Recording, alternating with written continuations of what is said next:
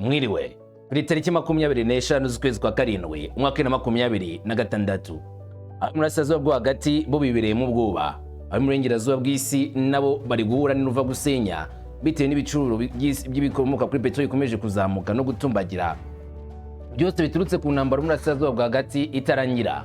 Irani na Leta Zunze Ubumwe za Amerika mwihangana ritoroshye bakomeje guhangana. Iran kurungura bwo ko yarasheho ubwato bw'abahinde na none bwanyuze hafi ya Irani muri Hormuz, ndavuga muri Hormuz. Irani yatanze itegeko ivuga ko nta bwato na bumwe bwa Amerika bw'inshuti za Leta Zunze Ubumwe za Amerika uwo ari we wese nta bwato ugomba guca muri Hormuz budafite itegeko riturutse kuri IRI. Ubutegetsi bwa Irani budatanze uruhushya kuri ubwo bwato dakwiriye gutambuka muri Hormuz.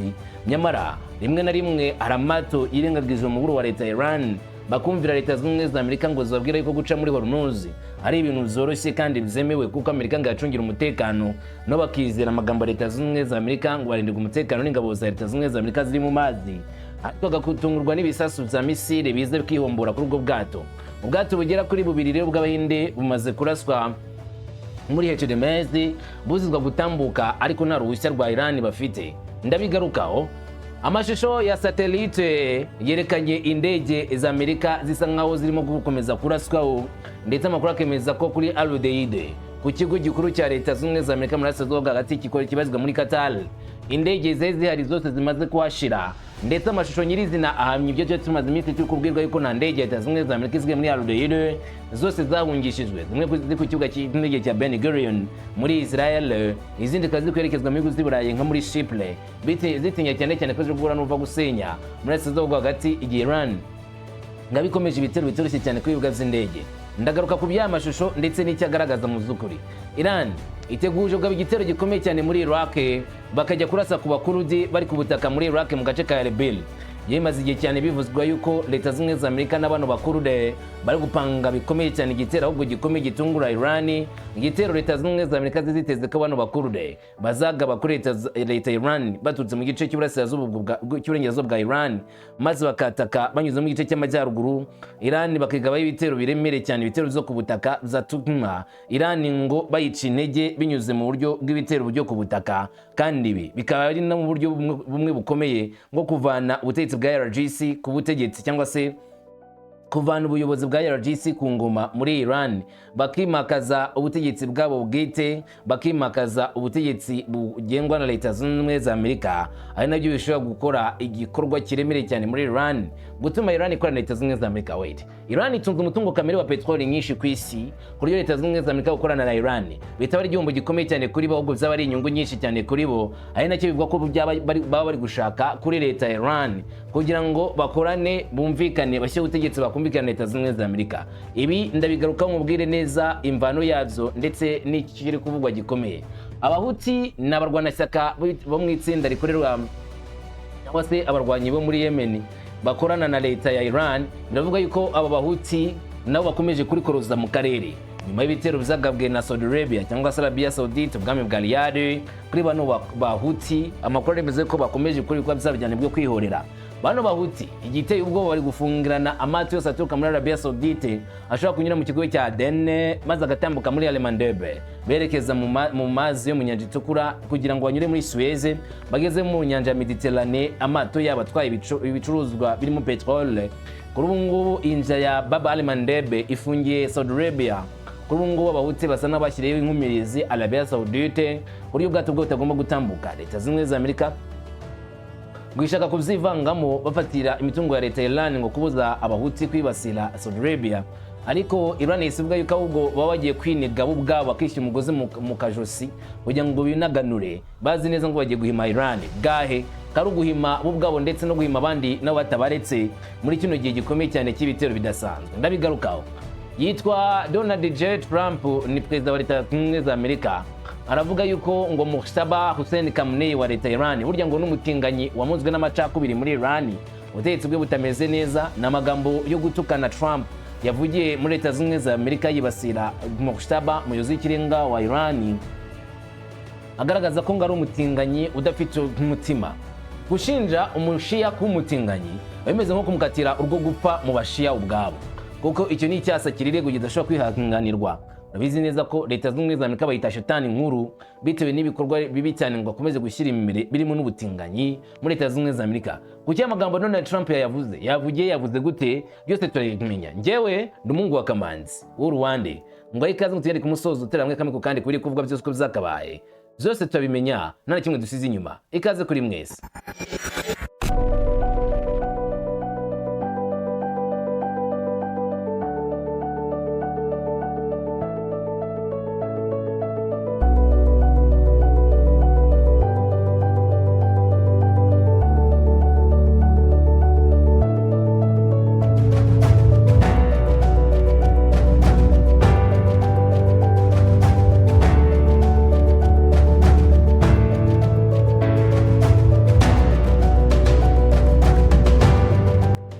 Maze unyemere duhere ku mirongo y'imbere ku rugamba nyirizina frontline ibirimo kuvugwa cyane cyane isekezwa ndetse n'ihangana ritoroshye hagati ya leta zunze ubumwe za Amerika ndetse n'igihugu cya Iran. Mwihangana rikomeje kuri mu karere k'Uburasirazuba bwo hagati ariko bikagira ingaruka ku bindi bihugu bitari mu kuvugwa muri iyi ntambara, cyane cyane mu nzira inyuzwamo petrole ya Hormuz HDMZ aho amata atwaye petrole yanyuraga. Kuri ubu ngubu Iran ikaba yibasira umunota ku wundi ivuga ngo agasuzuguro down, kudusuzugura ntago bikunda, mwemera icyo tubabwiye nimwe mutacyemera tubavanamo akabutura maze undi dukubita iminyafu ku kibuno turasa ku bwato bwanyu ku buryo mutazongera na rimwe kudusuzugura. Nicyo Iran irimo gukora, ni uguhana nk'uhana umwana nakoda za leta ngo zishyigikiwe na leta z'ubumwe za Amerika ntizemera guhana abana. Reka ibyo mbiveho. Rero ubwato bw'Ubuhinde biravuga yuko ngo burimo kuraswa bikomeye cyane cyangwa se bwarashwe bikomeye muri aya mazi ya Hormuz mu kigo cya Perse, aho Iran yakanika avuga ko nta bwato ukwiriye kuhaca uko byagenda kose, kavuga ko ibyo bidakwiriye. Mu gihe hari umwuka mubi mu muhora wa Hormuz, abasale 28 b'Abahinde barokowe n'abayobozi ba Iran ubwabo nyuma y'uko ubwato bwabo bugabweho igitero hafi y'umuhora wa Hormuz ku butaka bwa Iran. Ngo byatangajwe n'uhagarariye Iran mu Buhinde Muhammad Fakhtal, ubwato bw'ibendera rya Mozambique disha bwatangaje ko bugomba kwibasirwa n'ibyo yavuze ko ari ingabo z'abanzi hafi y'inkombe za Iran. Fakhtal yavuze ko ubwato bwahise buvugana n'ingabo zirinda inkombe za Iran bituma habaho igikorwa cyo gutabara mu buryo bwihutirwa cyane cyane abasare. Amatsinda y'abashinzwe ubutabazi n'abashinzwe ubwikorezi mu mazi muri Iran yoherejwe aho byabereye bidatinze nyuma y'igitero gikomeye cyane cyagabwe kuri ubu bwato cyatunguranye cyane. Nk'uko ambasaderi yabitangaje, abatuye mu Buhinde bose bumvishe inkuru y'Abahinde bagenzi ba 28 bari mu bwato barokowe neza kandi ubu bose bakaba bameze neza bavanywe muri ubwo bwato bwashyaga muri Hormuz. Iki gikorwa cyabaye mu gihe umutekano mu kigo cya Hormuz ukomeje kubiyanga ku buryo bukomeye ku byumweru byinshi bishize, aho ingabo zikomeje gukoresha imbaraga za gisirikare leta z'ubumwe za Amerika n'ibihugu bifitanye isano nayo mu karere bihanganye n'igihugu cya Iran. Muri Hormuz ni imwe mu nzira ngari, inzira zikomeye cyane ku isi zinyurwamo petrole nyinshi ku isi, aho usanga petrole na gaze karemane LNG zinyuzwa ku bwinshi muri aya mazi ari hagati ya Iran ndetse na Oman.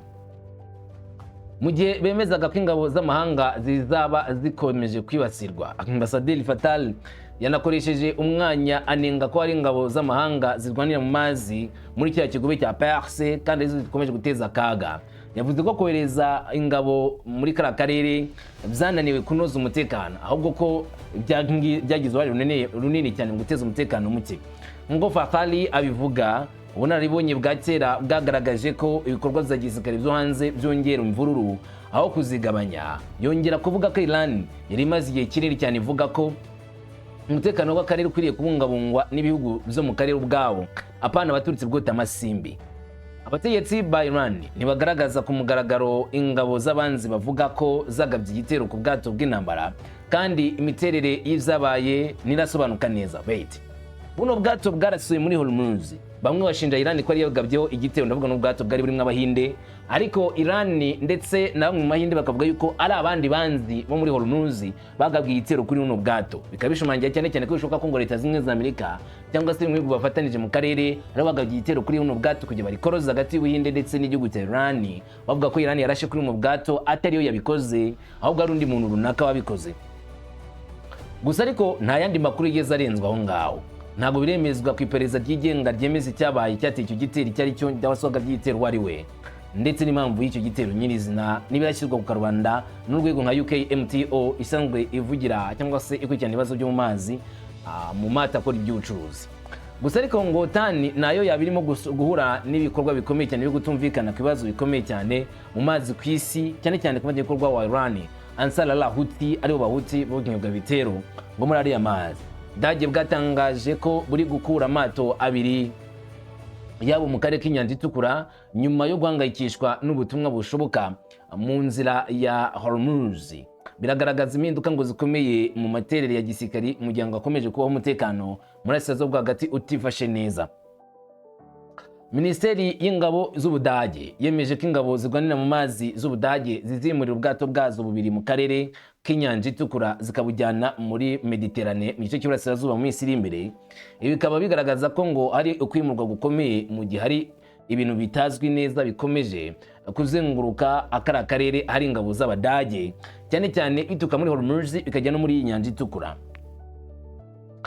Nk'uko bitangazwa, ubwato bubiri bwo mu bwoko bwa gisirikari burimo buzwi nka Full Mind Sweeper n'ubwato butwara imizigo bwa Mosul ubu buri mu gice cya Djibouti nyuma yo koherezwa mu kwezi gushize mu rwego rwo kwitegura igikorwa gishobora kubaho nyuma y'irangira ry'intambara ya Iran ndetse na Amerika, aho ubutumwa bugamije ngo gushyigikira umutekano mu mazi mu nzira imwe y'amazi ikomeye cyane ku isi ariyo Hormuz. Ubwato bwe bwitezwe guhita bwerekeza muri ariya mazi, gusa nta kazi bwahawe. Berlin ivuga ko ikibazo cya politike gikomeje kugaragara kandi no kugorana no kutagira ikimenyetso na kimwe cyerekana ko ibikorwa bya diplomasi bizatanga umusaruro maze Hormuz igashyirwamo amahoro, bikaba bishobora kutazatuma ubwato icyo bwari bwaje gukorera bukizagerwaho. Bituma rero igikorwa cyari kiteganijwe gihagarara ku buryo nyine kujya gutanga umusada gucunga umutekano muri Hormuz ubwato bw'Abadage bwari bwaje gukora kitagerwaho. Ingabo z'Ubudage yanavuze ko gusiga amato akoreshwa mu butumwa buhoraho nta kindi kivuzwe cyabyo abunga gushyimba imbogamizi zisanzwe ku buryo bwa tekinike bigatuma bikomeza gukwirakwiza nanone mu buryo bufatika ibidashoboka kuri bwo ndetse no kongera ikiguzi. Nubwo bagarutse Ubudage bushimangira ko amato akomeje guhagarara nanone ko ashobora kugaruka vuba vuba mu Burasirazuba hagati igihe ibimenyetso byizewe bizabyerekana ko ubutumwa buri hafi gutangizwa bwo kurinda amahoro, bigashimangira ko igikorwa kiri gusobanuka nk'aho ari uguhindura ibikorwa by'akarere by'agateganyo aho kuba ngo ugusiga akarere burundu kw'Abadage nubwo bariteguye kubona ko wenda hari impinduka zishobora kuzaba muri Hormuz maze bakoreza ubwato bwabo ukajya gucunga umutekano muri Hormuz. Gusa ariko hakibazwa none bano Badage bategereje ko Iran na Leta Zunze za Amerika zumvikana bakabona kuzana ubwato bwabo muri Hormuz, cyangwa bategereje ko Leta Zunze za Amerika zivuga ngo tubahaye rugari muze dufatanye kurwanya Iran muza n'ubwo bwato bwanyu. N'uyu munsi ntibirasobanuka neza cyo ubwato bw'Abadage bahuriye muri OTAN n'igihugu cya Leta Zunze za Amerika buzabuje gukora muri Asiyazobwa hagati kuri Hormuz. Dukomeza n'amakuru ari kuvuga, ariko amakuru avuga ko ikibuga cy'indege cya Qatar kirimo ingabo za Leta Zunze za Amerika kizwi nka Hodeida cyagizwe intabire nk'ingabo za Iran maze birangira ubwato ndavuga indege zari ziri kuri kino kibuga cy'indege zihungishijwe ikigo gisigaramo umwuka. Tekereza ku buryo bwimbitse cyane neza ibibuga bibiri binini by'indege bya Amerika mu kigobe cy'inyanja kandi kaburimbo indege zagurukiragaho kikaba kirimo ubusa. Uretse igihe byagaragaraga indege zose zari zamaze kuhava, n'uyu mwanya tuvugana ntabwo zihari. Ibyo nizo ibitangazamakuru za leta ya Iran bivuga muri iki gihe. N'amakuru za Fars bivuga ko amashusho ya satellite agaragaza ko ikigo cy'indege cya Hodeida muri Qatar n'ikigo cy'indege cya Al Dafra muri UAE ibihugu by'Abarabu zombi byakuwemo indege n'ibikoresho bya gisirikare bya Amerika. Mu kinyamakuru Fars kibivuga kandi ngo zerekeza ku bintu byerekeranye byakozwe n'igihugu cya Iran. Amashusho ya satellite Sentinel-2 avuga ko indege zari ziri ku kibuga cy'indege cya Al Dafra minsi mike gusa ishize zaburiwe irengero. Indege 5 zagaragaye mu minsi 3 ishize zitakigaragara mu mafoto aheruka bwaguze giparitse ku iki kibuga cy'indege. Kandi dore impamvu ngo ishoka ko ibi byaba bikomeye cyane. Ibigo zombi bya gisirikare bya Amerika byagize uruhare runini mu bikorwa bya gisirikare gese na Leta Zunze za Amerika byagabye kuri Iran.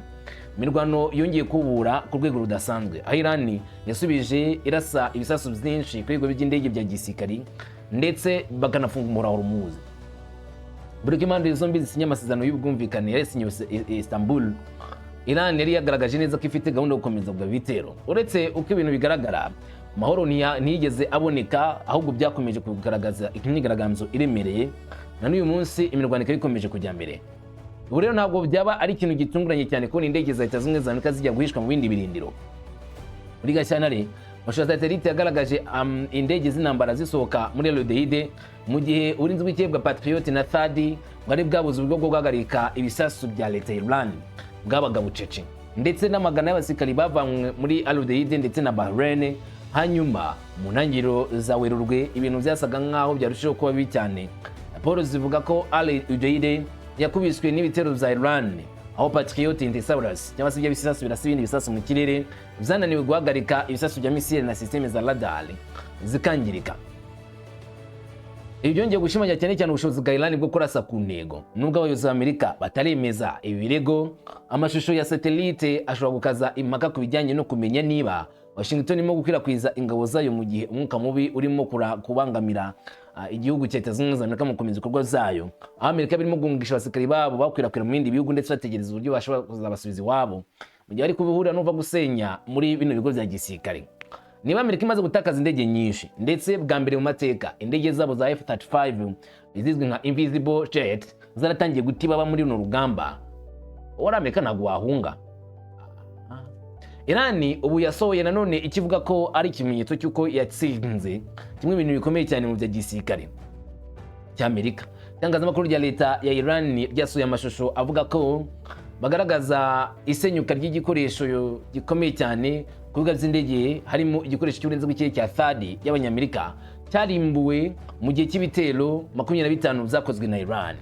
Nk'uko bivugwa n'ingabo zindimo n'abatwara za Kista muri Iran, systeme ya miliyari y'amadolari yo kurwanya ibisasu bya misile yagabwe igitero irimbuwe n'ingabo za RGC za Riyadh.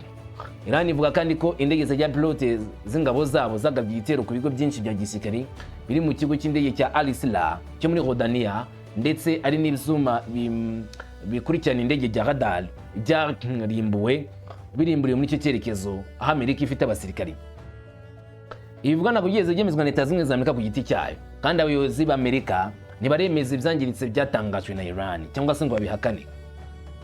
Gusa ariko Iran yemeza neza ko mu masaha make ashize ingabo zabo zatangaje ko mu cyiciro cya 24 cya Operation Sal cyagabwe nk'igitero cya Thunder cyangwa se imirabyo ndetse n'inkuba, indege zabo zigira abapilote zo mu bwoko bwa Arashi zagabye igitero gikomeye cyane ku kibuga cy'indege cya Sheikh Isa muri Bahrain. Nk'uko igisirikare cya Iran kibitangaza, izo ndege zitagira abapilote zibasiye ibigega byo kubikamo essence, ububiko bw'ibikoresho, ibyuma binini byo gukurikirana indege bizwi nka radar, ndetse ingabo za Amerika hoze zicumbitse mu birindiro byabo ngo nabo bagabwe igitero. Byose bivugwa ntabwo byemejwe na Leta Zunze Ubumwe za Amerika. Uko inkuru ya gisirikare yagendaga ivugwa cyane, Iran nayo yongeye kwemeza neza cyane ko ikorwa rya diplomasi byayo iri gukora bidashobora kuzatanga umusaruro. Ijambo ryavugiwe mu nama y'umuryango w'ubufatanye ya Shanghai, Minisitiri w'Ububanyi n'Amahanga Iran Abbas Araghchi yavuze ko Iran yagaragaje ko atariyo yatangije intambara iyo ariyo yose. Yavuze ko umutekano w'akarere udashobora kubakwa ku ngingo ebyiri, anaburira ko Tehran ifite uburenganzira bwo kwihimura ku bikorwa byose by'ubugizi bwa nabi bizaza. Kubera ko impande zombi zikomeje guterana amagambo ahanganye, urugamba ntirukiri kuri tele gusa, ahubwo kimwe mu buryo bw'amagambo kuri réseaux sociaux, ku mbuga nkoranyambaga barimo guhangana bavuga amagambo yo gusesereza ku rwego ruhambaye. Diplomasi nayo ubwayo isa nk'iri gucika intege, ndetse amakuru y'intambara agakomeza kwiyongera izaza. Ndavuga intambara nshyashya cyangwa se ibitero bishyashya. Rwanda rwose rugaragaza ko rwiteguye kuzakoresha imbaraga zidasanzwe. Ku nshuro ya mbere mu ntambara iri kubera nanone mu burasirazuba bw'hagati, igisirikare cya Iran kiri kuvuga ko cyagabye ibisasu ku buryo bw'indege zirwanira mu kirere muri Aziya y'Uburengerazuba. Iran ubu ivuga ko yakuyeho zimwe mu nganda zigezweho zo kurinda ikirere muri za Amerika mu bitero bimwe na bimwe, ndetse bishobora guteza igihombo cya miliyari z'amadolari no kugaragaza intege nke ku ngabo za Leta Zunze Ubumwe za Amerika mu gihe ibitero biba bigikomeje, aho Iran ivuga ko itaremera gupfukamira Leta Zunze Ubumwe za Amerika usibye kubabaza Etats-Unis muri no bitero bitoroshye. Tuvuye kuri bingiye nanone biri kuvugwa, Iran yateguje ibitero muri Iraq bakaba barasaba Kurde leta zimwe za Amerika zavuga nkaho ziringiye ko bazafasha leta zimwe za Amerika kugaba igitero ku butaka mu gihugu cya Iran, bakavanaho IRGC ubutegetsi bwa Abayatola bagashyira ubutegetsi bwabo. Leta zimwe za Amerika zishobora ngo kuba zitegura gufungura urundi ruhande mu guhangana na Iran. Nk'uko bivugwa na Ali Mayedin yo muri Libani, Washington irimo guhatira abayobozi bo mu karere ka Kurdistan muri Iraq kwifatanya mu ntambara barwanya Tehran. Niba ari ukuri rero, iki gikorwa gishobora kwagura cyane cyane urugamba rurenze ikigo cya Perse, bikazana kamwe mu turere tw'iburasirazuba bwo hagati kwibasirwa n'ibitero zo ku butaka mu buryo butaziguye ndetse no mu kirere. Ko abayobozi b'Abakurude ni icyemezo gishobora kugena ahazaza mu karere, uburyo akarere kazaba gayobowe neza. Raporo ivuga ko ubutegetsi bwa Trump bwaburiye ko bushobora kwangiza gahunda ya politike n'imiyoborere y'akarere ka Kurdistan gasanzweho mu gihe ubuyobozi bwako bwaba bwanze gukorana na leta zimwe za Amerika. Ariko igitutu ntigituruka ku ruhande rumwe gusa. Bivuga ko Iran yaburiye abayobozi b'Abakurude ibaburira kutivanga mu makimbirane cyangwa se gushyigikira amatsinda atera intambara muri Iran. Nk'uko umunyamakuru wa Al Mayadin yabitangaje, Iran yagaragaje neza ko uruhare urwo ari rwo rwose mu ntambara rwatuma Iran ikora mu buryo bwihuse cyane bwa igitero n'akarere k'Abakurude. Bivuga ko uyu muburo urushaho kurenza ibyo bari biteze cyane wongera ubukana bw'ibitero. Bivuga ko Iran yaburiye ko ingabo zayo zirwanira ku butaka zishobora kuzinjira mu karere ka Kurdistan muri Iraq, mu gihe ubuyobozi bwayo Kurdistan bwazagira uruhare rukomeye cyane muri iyi ntambara leta zimwe za Amerika zashoye kuri Iran. Ikibazo kigaragara mu gihe hari umutekano utameze neza uteje akaga muri kara karere. Kuvaho ibikorwa byo kongera imbaraga hagati ya Amerika na Iran bitangiriye, ingabo za Iran zakoze ikorwa muri Iraq zigamije kwibasira ibintu bivugwa ko bikoreshwa n'imitwe itandukanye y'Abakurude bo muri Iran bari mu gace ka Somalia bashaka kuzagaba igitero muri Iran. Hagati aho ubusu bwa mbere President Donald Trump avuga ku mugaragaro ku matsinda y'Abakurude mu rwego rwo guhangana na Iran. Muri Werurwe Trump yagaragaje ko ashyigikiye ingabo z'Abakurude zatangiye ibikorwa byo kurwanya Repubulika y'Isilamu ya Iran ku mupaka wa Iran y'amajyaruguru ndetse mu gice cy'uburengerazuba no bakaba bahari. Ariko imitwe yitwaje intwaro y'Abakurude kugeza ubu yirinze kugira uruhare mu buryo butaziguye muri iyi ntambara ya Amerika na Iran. Ngo byatangajwe imbere, Trump yagaragaje ko ababajwe nuko hari imitwe y'Abakurude yagumanye intwaro zatanzwe na Amerika itazikoresha mu kurwanya Iran. Kwete Iran, ikibazo cy'Abakurude gikomeje kuba kimwe mu bibazo bikomeye cyane by'umutekano w'igihugu bitayeho cyane ku rwego ruhambaye. Uretse gato, reba umukurude azamura Kalashnikov ngagiye kurasa kuri Iran itikura ibigo bya Leta Zunze Ubumwe za Amerika bagahugisha indege. Bakwita nk'udushwirinda kurahiye. Amatsinda menshi y'Abakurude atabwa n'umutegetsi muri Iran akorera mu gace ka Kurdistan ho muri Iraq. Iran ishinja iyi miryango ibikorwa byo kwitandukanya n'amacakubiri no kurwanya leta, kandi yagiye yibasira ibirindiro zayo ikoresha ibisasu bya misile n'indege za pilote n'ibisasu by'imbunda byambukiranya imipaka. Iran yagiye ibikoresha bwaba kuri bano Bakurude.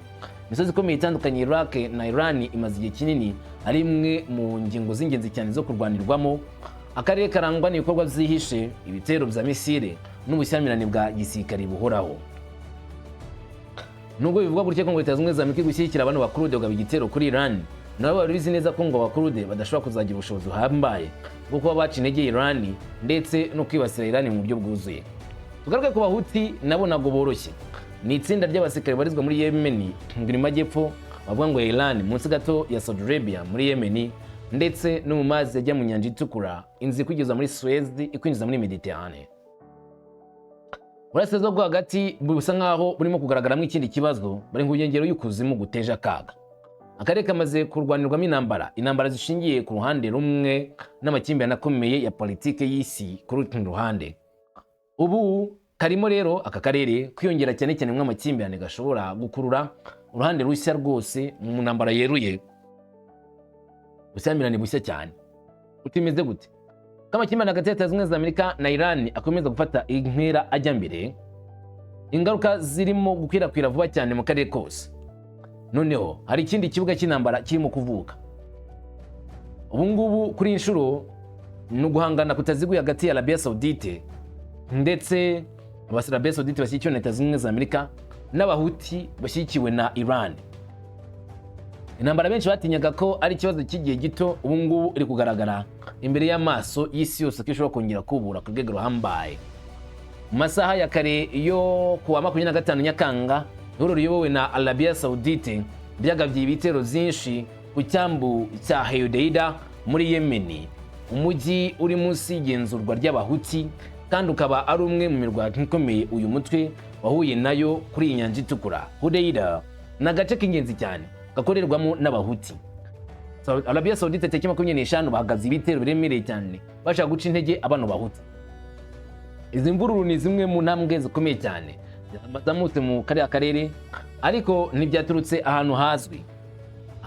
Bakurikije ibitero byinshi by'abahuti, ngo ibitero bya Saudi Arabia byakuriye ibitero byinshi by'abahuti bimaze iminsi iri kuba bamunagiro z'icyumweru gishize bibasira amato afite ahuriye na Arabiya Sawudite yashobora kunyura muri nyanja itukura akibasirwa nk'abahuti bavuga ko badafite uruhushya rwo gutambutsa ubwato. Ibi rero byaje gutera Saudi Arabia kugira umujinya ukomeye cyane n'umunanduranzuzi bavuga ko bazajya gusenya ibirindiro by'abahuti. Ibyo bitero rero byazamuye cyane ingaruka ziremereye ndetse no kutumvikana. Kari karimo kugaragara ko kari kwinjira mu rugendo ruteje akaga rwo kwihorera. Abahuti ntibasubiye inyuma, ahubwo basezeranyije kwihorera gukomeye. Umutwe wa Ansarallah wo muri Yemen watanze umuburo ukomeye uvuga ko Arabiya Sawudite izishyura ibyo yita ibitero ku bikorwa remezo by'abaturage. Mu itangazo rikomeye ryasohotse kuri Telegram, itsinda ryashinje Riyadh, Saudi Arabia, gukora icyo bise izamuka ry'igitero giteje akaga kwibasira ibikorwa remezo by'abaturage muri Hodeida no ku kirwa cya Kamalane, n'ukongera ngo ukomeye cyane amakimbirane n'amatati. N'itangazo ryasomwe, iherezo ngo ry'umuburo ntirasiga gusa gushidikanya k'abahuti bitegura gusubiza, ahubwo ni ibyanyabyo bagomba kuza bazenga igisubizo cya nyacyo. Nk'uko bivugwa n'abayobozi b'abahuti, nibura abantu 2 barakomeretse mu bitero by'indege za Arabiya Sawudite. Umuhagarariye umutekano muri Yemen yabwiye AFP ko ihuriro ry'ingabo ryibasiriye ibirindo by'ingabo zirwanira mu mazi i Hodeida hamwe n'ikigo cya gisirikari kiri ku kirwa cya Kamalane. Televiziyo ya Ali Maslah ifitanye isano n'abahuti yatangaje ko ibitero by'itumanaho nabyo byasenyutse muri icyo gikorwa bisemwe n'ibisasu. Umunyamakuru yongeyeho ko umugore yakomeretse nyuma y'igitero cy'indege cyagabwe ku kirwa cya Kamalane yari hafi y'inkombe z'inyanja itukura muri Yemen. Ariko Riyadh, Saudi Arabia, itanga ishusho itandukanye cyane y'ibikorwa zabaye. Ishyirahamwe riyobowe na Arabiya Sawudite yemeza ko ibitero byari bigamije gusa kwita ku ntego za gisirikare zifitanye isano n'ibitero byagabwe ku mato mpuzamahanga by'abahuti. Umuvugizi wa Taliki Al-Maliki yavuze ko icyo gikorwa kibasiriye ibikorwa remezo bya gisirikare by'abahuti bikoreshwa mu kubangamira amato y'ubucuruzi yambuka inyanja itukura. Mu itangazo yashyize ahagaragara kuri X, yashinje icyo yavuze ko ari igisirikare cy'iterabwoba cy'abahuti kugaba ibitero ku bwato bw'ubucuruzi. Anavuga ko ingabo z'ibihugu byombi zatanze igisubizo gikomeye kandi zikomeza kwibasira abahuti. Nk'uko Maliki abivuga, ibikorwa bya gisirikare byarangiye. Umunyamakuru wa Al Arabiya wo muri Arabiya Sawudite yasubiyemo iyo nkuru avuga ko ahantu hagisirikare muri leta ya mu gace ka Hodeida hashenye kuko bivuga ko hakoreshwaga mu gutera inkunga ibitero ku bwato bw'ubucuruzi. Ariko aya magambo bamwe ntabwo bayemera gutyo. Abahuti baremeza ko Riyadh igomba kuzishyura ikiguzi gikomeye cyane kuri kino gikorwa cyabo cy'ubusazi ngo bakoze bataka igihugu cya Yemen, bataka abantu bahuti babashinja kuri ibikorwa bibi cyane. Abahuti bemeje neza yuko Riyadh bazabyishyura nta kabuza, bazishyura ibikorwa bibi cyane bakoze byo kwibasira igihugu cya Yemen, kwibasira agace ka Hodeida, agace k'ingenzi. Donald Trump ati hari gahunda mbi cyane, ariko ari umuntu mubi cyane, ni umubeshyi kandi namwise ngewe ufite umutwe wa watermelon kuko afite umutwe munini cyane ntigeze mbona na rimwe cyane, utarigeze na rimwe uba umutwe mwiza cyane. Ijosi rye rimeze nk'ikaramu, urutwe ni runini, uwo mutwe munini ubyibushye uhagaze ku ijosi rito cyane rimeze nk'ikaramu ntoya. Hanyuma barambwira ko na Rosio Donaro yavugiye muri Irland yifuzaga cyane kuba ari hano kugira ngo amicyubahiro, arankunda cyane kandi yarafite icyubahiro cyiza cyane cyo kuba ari hano uyu munsi ngo ashimire Donald Trump. Ariko ibyo ntibyagenze neza kuko nta muntu n'umwe washakaga ko agaruka ngaha. Ari kuvuga aninura Mustafa Hussein Kamunei, avuga ko ngo yari umugabo w'urutwe runini rudafite ubwenge, urutwe rumeze nka watermelon ishinze ku gakaramu. Ngo ni umugabo udafite ibitekerezo bizima, ni umugabo w'urwuka udafite ikintu na kimwe yageza ku gihugu, ni umugabo wo kwamaganira kure. Ni Donald Trump akomeza agira ati, mu by'ukuri ariko uriya numwe mu barwaye indwara ya Trump yo kwiheba, ni umugore ukiri muto urwaye, umugore ugeze mu zabukuru urwaye. Ndakeka ko bagomba kuvuga, ahubwo twishimiye kugira umuhanga mu byo gutekereza witwa Perlman wo mu rwego rwo kwidagadura. Yewe Perlman, mumuhamashyi n'ibindi byose. Baravuze bati ugiye kugumayo, navuze ni yego nzagumaho, ndavuga ndatekereza ko nzavuga, ngiye gukora byinshi, mfite byinshi byo gukora. Ibyo byose bigenda neza cyane, ntimukemera amakuru y'impimbano. Urabizi, nicyo kintu cyonyine nigeze kuvuga mbere. Naravuze ni rero twakubise cyane Irani, cyane twarayirimbuye. Ingabo zabo zigana mu mazi zararimbutse, ingabo zigana mu kirere zabo zararimbutse, indege zo 150 ntabwo zikiriho, amato yabo 159 twararimbuye. Yari amato meza cyane. Muzuki navuze ni kuki tutabigumanye, twashoboraga kubikoresha. Ariko amato 159 yose twashyize mu ndiba y'inyanja, nta radari bagifite, basigaranye twa drone dukiya cyane. Ni kimwe avuga, kandi rimwe na rimwe bagiye gutegura ibintu bimwe na bimwe by'udutero, ariko nta byinshi basigaranye, kandi barimo kutuvugisha bashaka kujya amasezerano. Ndateza ko batiteguye kurwana, ndatekereza ko igihe kitaragera, ariko nditeguye gutega amatwi y'abantu. Ariko ntibashaka kugira intwaro za kirimbuzi. Nidushaka kubona Washington DC cyangwa se indi mijyi yacu myiza cyane, nk'imijyi ya Israel, inshuti zacu n'abandi bo muri Asia hagati, bari mu rwanda intwaro za kirimbuzi, kuko tuzi ko ari intwaro za kirimbuzi bashaka kugira. Sinzabibona, ntabwo tuzemera ko bazigira. Ibyo byose ni ukubera ko tutazabareka ngo bazigereho. Oya rwose. Kandi bari kuzikoresha baramutse bazifite. Ariko hari ikibazo kimwe gusa cyabaye, kuko ni gute ngo utabonye ko ibyo bizaza? Nibyo benshi bambaza. Bona buri kimwe cyose bakambwira ngo wona nyogokuru wamwabonaga ibintu byinshi. Kuki tutamubajije icyo kibazo ubwo yazaga hano ari kubona? Kuki atabonye ko ibyo bizaba? Ariko birumvikana ko uyu mugoroba mu by'ukuri byose bireba itangazamakuru ry'ibihimbano n'uburyo bukoresha kwibonera ibihembo, bakandika inkuru zitari ukuri, bagakina imikino yo kwandika inkuru zitari zo. Urabizi ibihembo bya Academy Awards byari icyitegererezo cy'amanota atari muri Super Bowl. Babonye amanota ya kabiri menshi, ubu biri mu myanda, nta muntu ushaka kubireba, kandi kuko bahanganye na Trump. Bankubise mu ijoro ryose, barankubise. Watsinze ngo ninde? Ndashaka kuvuga ko ari Donald Trump. Ahubwo uyu mugabo ndamwanga, nta muntu n'umwe umushaka. Nibyo bivugira, nta muntu ushaka kubivuga. Bahoze bafite abantu 48,000,000, ubu bafite abantu 2 bareba, ariko bakuyemo isomo. Ariko ndibaza cyane niba abademokrate barimo kugerageza gutakaza manda yabo hagati muri mene, batanze umugabo nk'abandi. Ni murebe no muri Irani bafiteyo urugabo rw'urutwe runini rumeze nka watermelon, umugabo w'umutinganyi uwamuzwe n'amacakubiri mu gihugu cyabo cya Iraki. Yanamagambo adangajwe na Donald Trump avuga kuri Hussein Mustafa Kamunei ngo ni umugabo ufite urutwe runini rumeze nka watermelon, kandi ngo amunzwe n'amacakubiri w'umutinganyi. Aya magambo asa nko kurikoroza ndetse no gutuma abo muri Irani bakomeza kugira umujinya Leta z'Ubumwe za Amerika. Iyo witegereje ubona Donald Trump azatuma kare gatekana, sizatekana kubwe, cyangwa n'ubundi ikibazo kizakomeza kuba kinini cyane mu karere. Mbwira kubyumva muri comment, ubwe neza amahoro.